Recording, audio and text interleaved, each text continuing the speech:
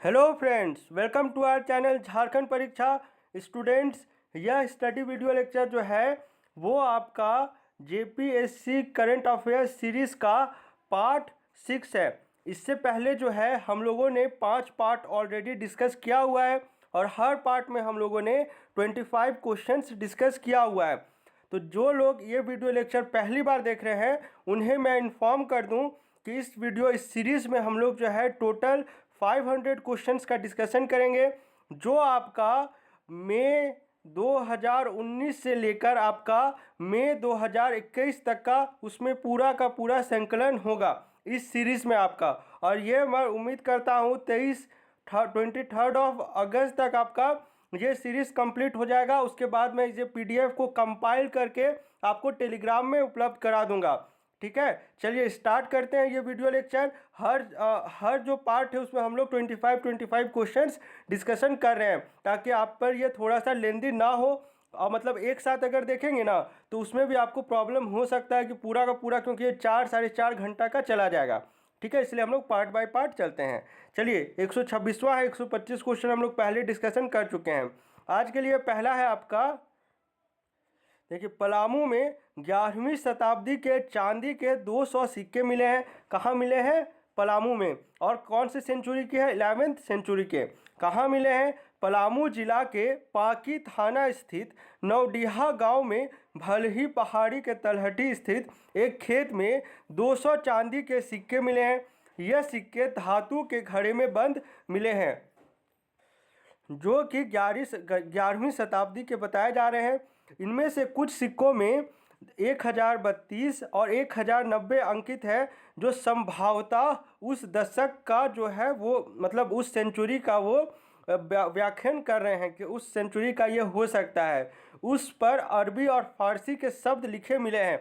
और ऑब्वियसली उस जो मध्यकालीन का जब शुरुआत होता है मिडिएवल इंडिया का, उस समय में अरबों का आक्रमण होना शुरू हो जाता। महमूद गजनी, ये सब आप पढ़े होंगे, ये इसी टाइम में महमूद गजनी का भी आक्रमण आपका 10th सेंचुरी के आसपास ही होता है। फिर 1191 तो सभी ने पढ़ा ही हुआ, मोहम्मद गौरी। और लेकिन 700 ईस्वी के बाद जो है आपका आक्रमण होना आपका जो है एशिया, मध्य एशिया से वो शुरू हो जाता है। इसलिए काफ़ी संभवतः ये जो फैक्ट है कि ये आपका 11वीं सेंचुरी के सिक्के हैं चांदी के, ये सही हो सकता है। ठीक है, अब मॉडर्न आप मिडिएवल हिस्ट्री से भी रिलेट करके पढ़ेंगे ना, तब भी आप सही गेस कर सकते हैं इसे। चलिए नेक्स्ट क्वेश्चन है आपके लिए, नेक्स्ट पॉइंट कह लीजिए। झारखंड राज्य के पहले दृष्टिबाधित डीसी बने हैं राजेश सिंह। आप जो थंबनेल में फोटो देख रहे होंगे ना राइट हैंड साइड में, वो राजेश सिंह की ही फोटो है। और ये कहाँ के उपायुक्त बनाए गए थे?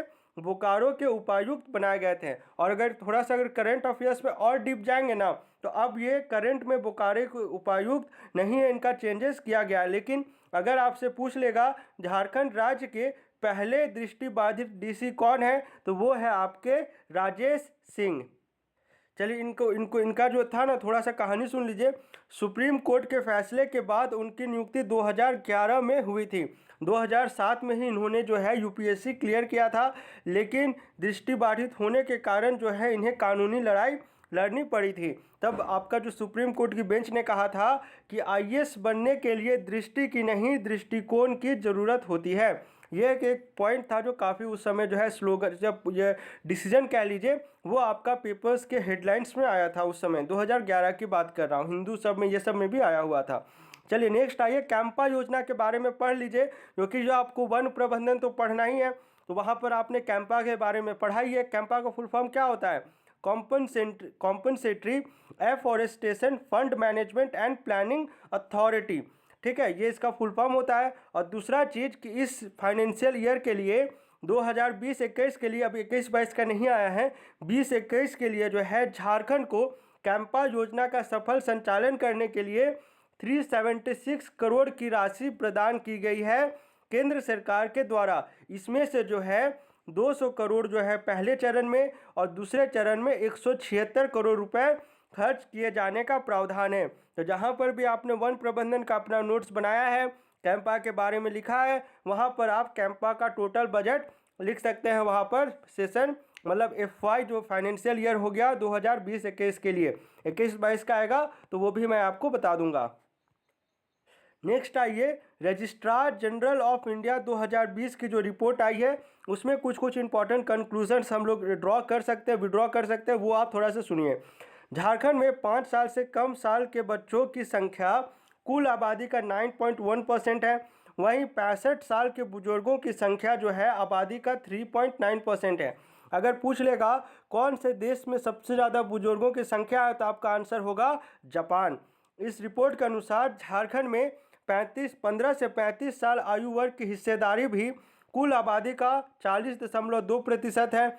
राष्ट्रीय पैमाने में देखा जाए तो झारखंड, यहाँ पे स्पेलिंग मिस्टेक है, झारखंड 60 साल से अधिक बुजुर्गों या मतलब बुजुर्गों के मामले में देश के 20 राज्यों से पीछे है। नेक्स्ट है आपका, राष्ट्रीय औसत 8.1% की तुलना में झारखंड में 60 पार के बुजुर्गों की तादाद जो है वो आपका 6.4% है। नेशनल अगर नहीं भी याद कर पा रहे हैं तो आप कम से कम झारखंड का एक इंसाइट रखें ताकि आपको दिमाग में रहे और वहाँ पर ऑप्शन देखकर आप थोड़ा सा रिकॉल कर सके चीज़ों को। 25 साल से नीचे की आबादी है वो है आपका 51.9%।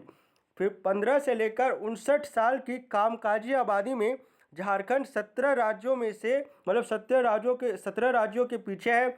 झारखंड में कामकाजी आबादी जो है वो 63.9% है, जो कि राष्ट्रीय औसत जो कि आपका 66.00 से कम है। ठीक है, यह अधिक होगा, यहाँ पर ये टाइपो हुआ है। ठीक है, चलिए अब आइए मिशन सक्षम मोबाइल ऐप के बारे में।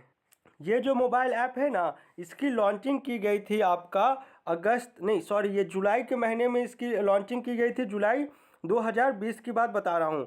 ये ऐप की लॉन्चिंग की गई थी ग्रामीण विकास विभाग झारखंड सरकार के द्वारा। अब इसका क्या उद्देश्य था ये आपको पता होना चाहिए। इसी से रिलेटेड एक और फैक्ट है जो हम लोग later part of the video में हम लोग डिस्कशन करेंगे।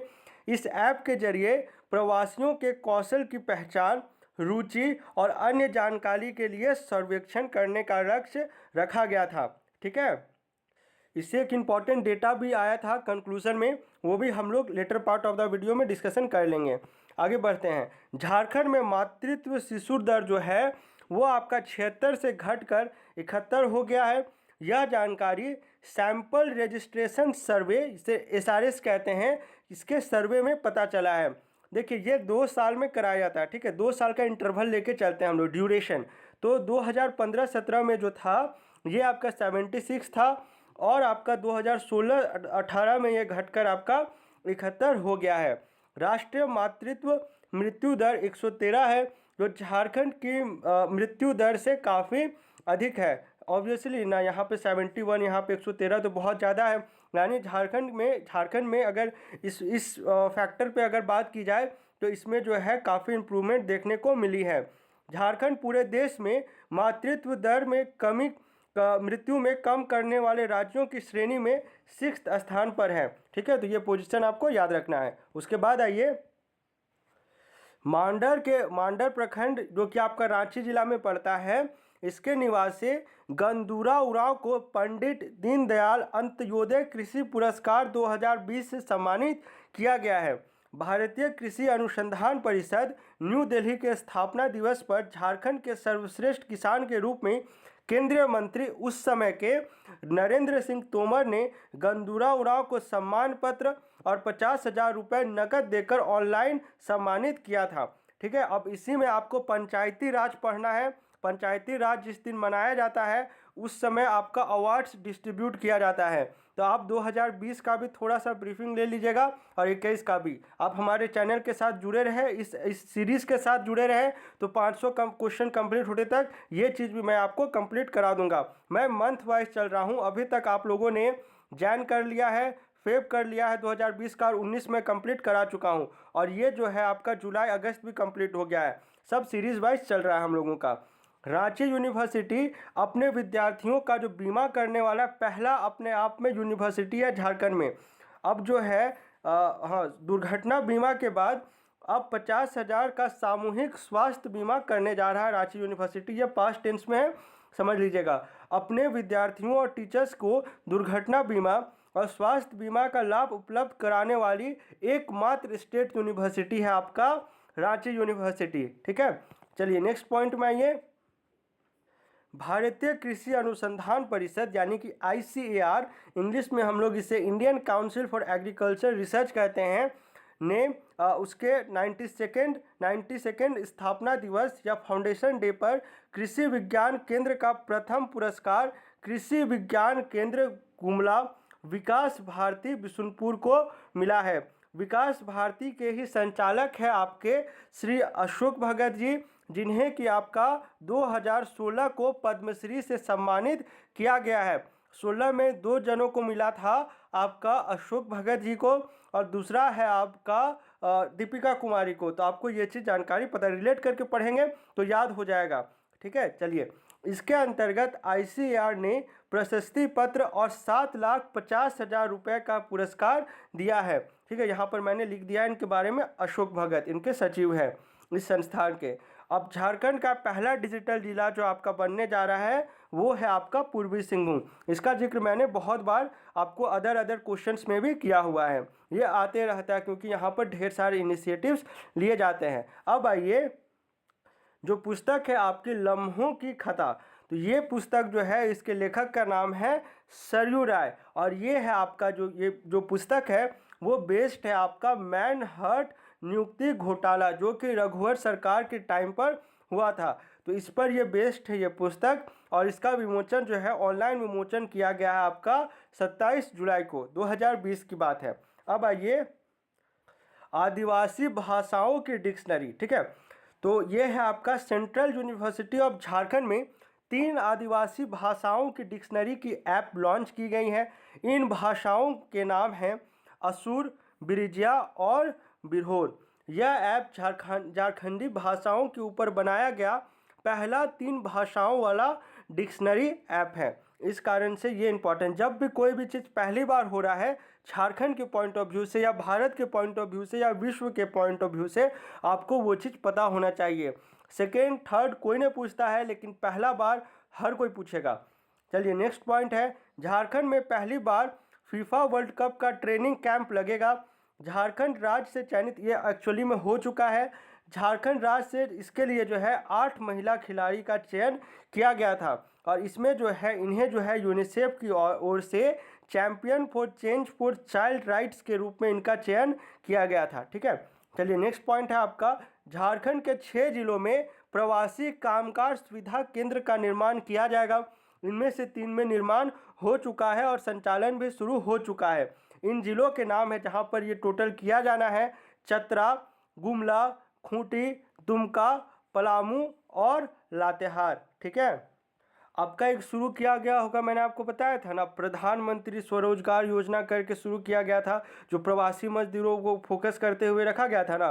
कौन सा 3 जिला था, थोड़ा सा रिकैप करा देता हूँ क्योंकि टॉपिक रिलेटेड है और आसपास का ही है। वो आपका था गिरिडीह से सटा हुआ हो गया हजारीबाग, और संथाल परगना का एक जिला हो गया गोड्डा। इन 3 जिलों में से शुरू किया गया था। इसे आप जो है ना आत्मनिर्भर भारत योजना करके ऐसे भी करके याद कर सकते, 2-3 इसका नाम रखा गया था, पेपर में आया था। अब आइए, खूंटी जिला में CRPF यानी कि केंद्रीय रिजर्व पुलिस बल के झारखंड सेक्टर का मुख्यालय बनाया जाएगा। कहाँ बनाया जाना है, खूंटी जिला में। नेक्स्ट है आपका बिशुनपुर प्रखंड, जो कि आपका गुमला में पड़ता है, और यहीं पर आपका हेडक्वार्टर है। जो इस संस्थान के बारे में अभी हम लोगों ने पढ़ा ना, आपका विकास भारती, जिसे सम्मानित किया गया, जिसके सचिव का नाम क्या है, अशोक भगत। तो वो जो संस्थान है उसका हेडक्वार्टर आपका यहीं पर पड़ता है। ये जो प्रखंड है, संस्थान कह लीजिए, इसका मेजर कंट्रीब्यूशन है आदिवासियों के उत्थान में, और इसी का नतीजा है कि ये प्रखंड या गुमला कह लीजिए लेमन ग्रास से तेल बनाने वाला राज्य का पहला प्रखंड बन गया है आपका बिशुनपुर प्रखंड। और अगर पूछ ले लेमन ग्रास की खेती की शुरुआत किस जिले में की गई है, किस जिले से की गई है, तो आंसर हो जाएगा आपका खूंटी जिला। और ये जो है, ये सब तो मैंने आपको बार बार पढ़ाया हुआ है। JSLPS ये आपका जो है गवर्निंग बॉडी है, JSLPS। और जोहार जो हम लोग एक दूसरे को ग्रीट करने टाइम बोलते हैं ना, जोहार, ये वो वाला जोहार नहीं है, इसका एक फुल फॉर्म होता है। ये सब मैंने आपको पढ़ाया हुआ है। ठीक है, तो एग्ज़ाम में आप इसे प्रॉपरली अगर टर्म को यूज़ करेंगे मेंस में, जिसका फुल फॉर्म भी लिखिएगा वहाँ पर। चलिए नेक्स्ट है आपका, HEC ने इसरो के लॉन्चिंग पैड के उपयोग में आने वाले हॉरिजॉन्टल डोर का निर्माण किया है। PSLV दो तरह का होता है, आपको पता होगा, PSLV और GSLV। PSLV integration facility project के लिए इस उपकरण का निर्माण HEC के द्वारा किया गया है। लॉन्चिंग पैड के उपयोग में आने वाला फोल्डिंग प्लेटफॉर्म का निर्माण भी HEC के द्वारा किया जाएगा और इसके लिए HEC को टोटल फंडिंग जो इसरो की तरफ से प्रोवाइड कराई गई है वो है आपका 31 करोड़। उसके बाद आइए जो मिशन सक्षम ऐप के बारे में जो मैंने पढ़ाया था ना, उसी से रिलेटेड एक इन्फॉर्मेशन है। जो आपका मिशन सक्षम योजना जो ऐप की लॉन्चिंग की गई थी ना, वो आपका मिशन सक्षम योजना के अंतर्गत ही की गई थी। अब इस रिपोर्ट जो इस योजना के तहत एक रिपोर्ट निकल कर आई, वो सर्वे आपको पता होना चाहिए। सर्वे में कहा गया तो सबसे ज़्यादा लोहरदगा में जो है सबसे अधिक महिला प्रवासी मजदूर लौट कर आई थी, वही सबसे कम महिला मजदूर जो है लौटने वाला जिला है आपका जामताड़ा। अगर पुरुषों की बात करें तो सबसे अधिक प्रवासी मजदूर जो लौटे हैं वो आपका गिरिडीह जिला में है और दूसरे नंबर में हजारीबाग। यहाँ पे टाइपो हुआ है, गिरिडीह क्यों होगा, क्योंकि गिरिडीह में सबसे ज़्यादा आपका रूरल पॉपुलेशन है। नेक्स्ट पॉइंट है आपका नीति आयोग की ओर से जारी रीजनल टीचर्स ऑफ चेंज के रूप में बाल किशोर साहू का चयन हुआ है और ये जो है आपका DAV पब्लिक स्कूल कोयला नगर के शिक्षक हैं।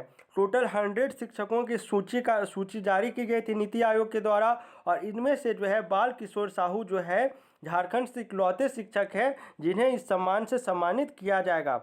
चलिए उसके बाद है पारो एक नई सुबह जो है नामक टीवी सीरियल के निर्माता का क्या नाम है। अगर आपसे पूछ लेगा तो ये नाम हो जाएगा विजय नाथ सहदेव और इनकी दो मूवी आपको याद रखनी है। पहला तो हो गया फुलमनिया और फुलमनिया पहला मूवी है नागपुरी से जिसको ट्रांसलेट किया गया है हिंदी में और ये आपका OTT प्लेटफॉर्म पर उपलब्ध है। दूसरा है आपका हो गया धूमकुड़िया और तीसरा हो गया आपका लोहरदगा। 3 मूवीज इनके द्वारा बनाई गई है और तीनों का ही नाम आपको पता होना चाहिए।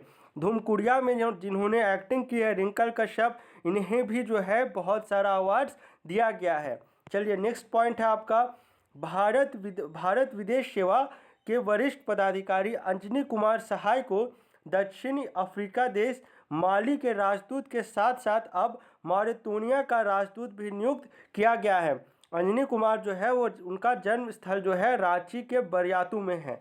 चलिए नेक्स्ट पॉइंट है आपका 29 जुलाई को मनाए जाने वाले विश्व बाघ दिवस। देखिए ये जो लास्ट टाइम रिपोर्ट आया था ना, ये आपका 18 का सर्वे करके ही आया था जिसे आपका रिलीज़ किया गया था 29 जुलाई 2020 को। अगर इस बार की बात करें 2021 को फिर से 29 जुलाई आया है, लेकिन इस बार जो है एज सच कोई नया रिपोर्ट नहीं आया क्योंकि सर्वे ही आपका 2 साल या 3 साल में एक बार होता है। ठीक है, तो जो सर्वे हम लोगों को याद रखना रिपोर्ट वो आपका 29 जुलाई 2020 को जो आया है वो रिपोर्ट आपको याद रखना है। तो रिपोर्ट क्या कहता है आपका वो थोड़ा सा आप समझ लीजिए। रिपोर्ट एक सेकेंड माफ़ करिएगा, ये थोड़ा सा टाइपो हो गया है। यहाँ पर नेक्स्ट आ गया, हाँ यहाँ पर आइए। 29 जुलाई को जो है विश्व बाघ दिवस के अवसर पर आपका एक रिपोर्ट जारी किया गया जिसका नाम था चतुर्थ अखिल भारतीय बाघ अनुमान 2018। इसके अनुसार जो है आपका मिजोरम के डंपा रिजर्व, बंगाल के बक्सा रिजर्व और झारखंड के पलामू रिजर्व यानी PTR में बाघ की संख्या जो है 0 है। अब देख सकते हैं जब स्टार्टिंग की गई थी काउंटिंग की तब 50 थी और आपका प्रेजेंट में एज सच 0 है। चलिए नेक्स्ट है आपका GSI द्वारा अंतर्राष्ट्रीय स्तर पर ऑनलाइन मास टैलेंट प्रदर्शनी का आयोजन 1 जून से 30 जून 2020 तक किया गया था। इसमें कई देशों ने पार्टिसिपेट किया था। इस ऑनलाइन प्रदर्शनी में रांची के प्रहलाद कुमार ने भाग लेकर बुक वर्ल्ड ऑफ रिकॉर्ड में अपना नाम दर्ज कराया है। नेक्स्ट है आपका रांची के वेरी इंपॉर्टेंट क्वेश्चन में आप मार्क करेंगे इसे। रांची की रहने वाली कृतिका पांडे को कॉमनवेल्थ शॉर्ट स्टोरी प्राइज का विजेता घोषित किया गया है। ये आपका 2 जुलाई 2020 का न्यूज़ है। उनके द्वारा लिखित स्टोरी आपको पता होना चाहिए, the great Indian T and snacks. लेखक का क्या नाम है? कृतिका पांडे, 29 वर्षीय कृतिका पांडे। थंबनेल में जो आप फोटो देखे होंगे लेफ्ट साइड में वो इन्हीं की फ़ोटो है। यह कहानी हिंदू मुसलमान की है जो दंगों में फंस जाते हैं और इस कहानी के लिए इन्हें 5000 यूरो का पुरस्कार दिया गया है। ठीक है, उम्मीद करते हैं ये वीडियो लेक्चर आपको पसंद आया होगा। मिलते हैं झारखंड के अगले वीडियो लेक्चर में। Thanks for watching this video.